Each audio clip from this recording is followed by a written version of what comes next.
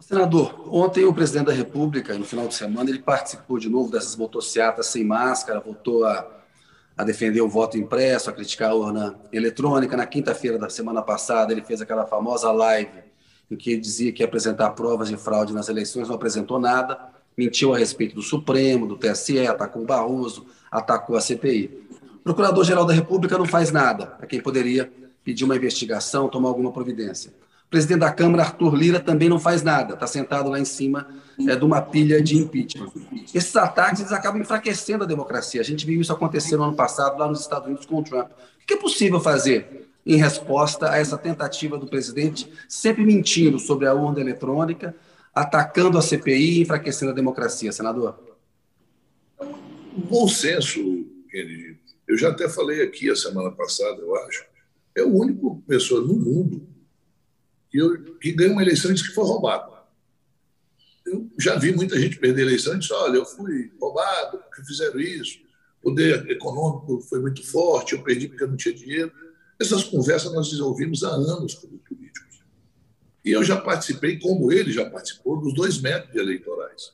Aquela que era feita com a cédula, que a gente ia lá e escrevia o nome ou o número do candidato, ele já participou, porque a primeira eleição dele foi na década de 90, como deputado federal. Aliás, para deputado federal. Antes ele já tinha tido mandato, acho que vereador, se não me engano.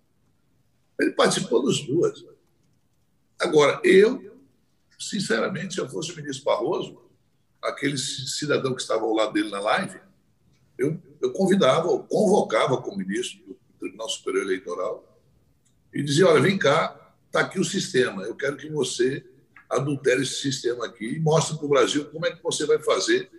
Porque para você dizer que tem adulteração, tem que provar. Então, questão técnica, aliás, você sabe que o Exército Brasileiro tem os melhores quadros de engenharia dentro do...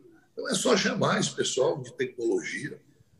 Está aqui, vamos lá no TSE e vamos mostrar para o ministro Barroso, vamos mostrar para a população brasileira como é que a gente pode adulterar um resultado de uma eleição.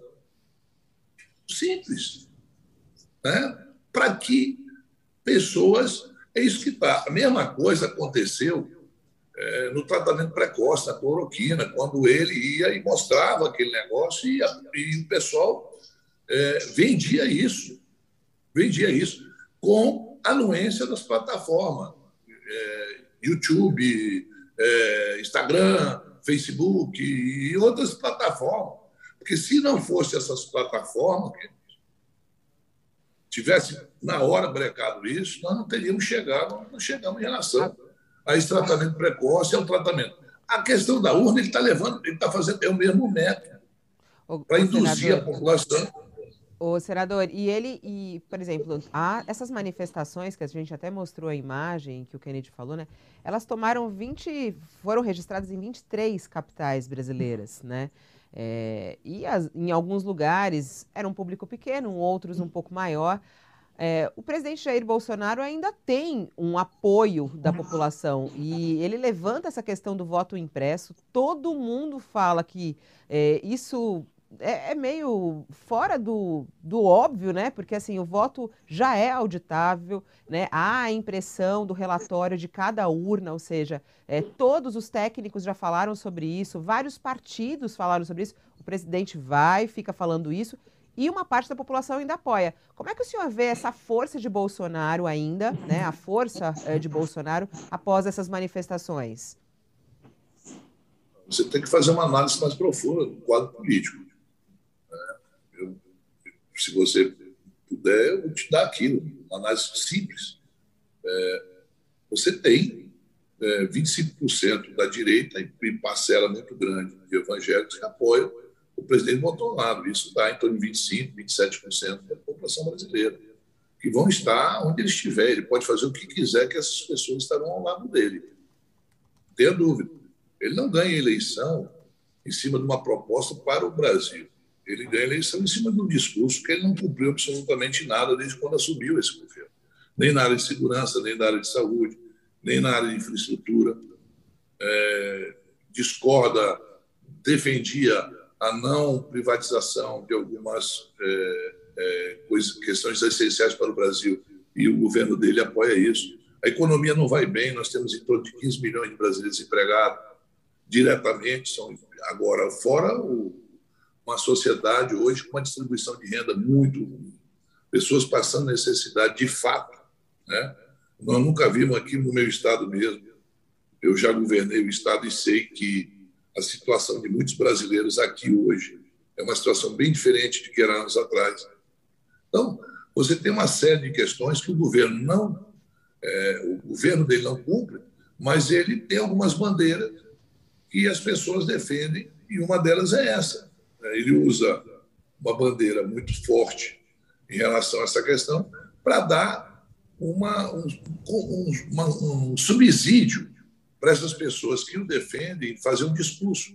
Porque o subsídio dele não está, olha, o Bolsonaro diminuiu a criminalidade no Brasil, olha, o Bolsonaro diminuiu a desigualdade social no Brasil, olha, o Bolsonaro está fazendo um investimento enorme na infraestrutura para diminuir custos, para escoamento da produção e o Brasil poder ter um produto mais barato. Olha, os portos que estão sendo construídos no Brasil para escoamento da produção, aeroportos.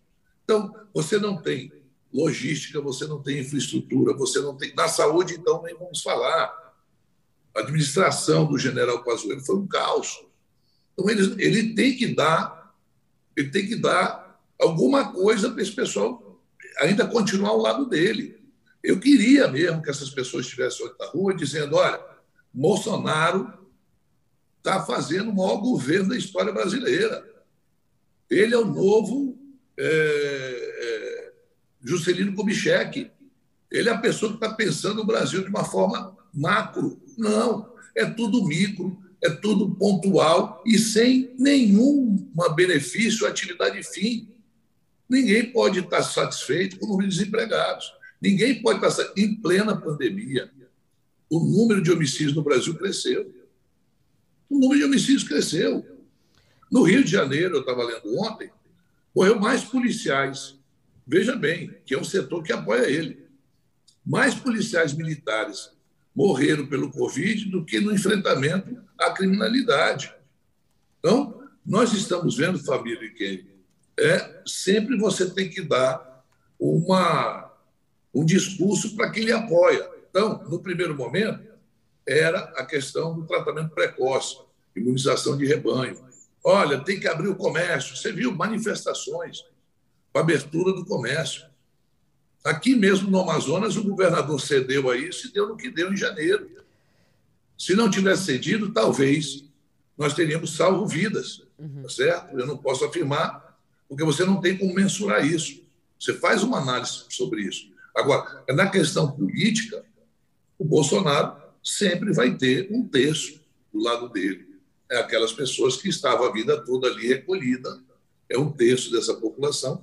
Então, já quem é contra ele dificilmente vai à rua, se expõe, tem medo de retaliação, é cancelado nas redes sociais. Quantos jornalistas foram cancelados nas redes sociais?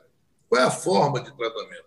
Qual foi o dia, desde que o presidente assumiu, que ele deu uma entrevista falando sobre temas como saúde, educação, segurança? Ele escolhe ele escolhe só alguns veículos, né? Por exemplo, para a gente aqui. Não, mas nem ele escolhendo os veículos, ele fala sobre isso, família. Porque às vezes não é perguntado também, né? O veículo pergunta, às vezes, o que é combinado. Mas é uma prática, né? É uma prática. Vamos lá, passa a bola que eu faço o gol.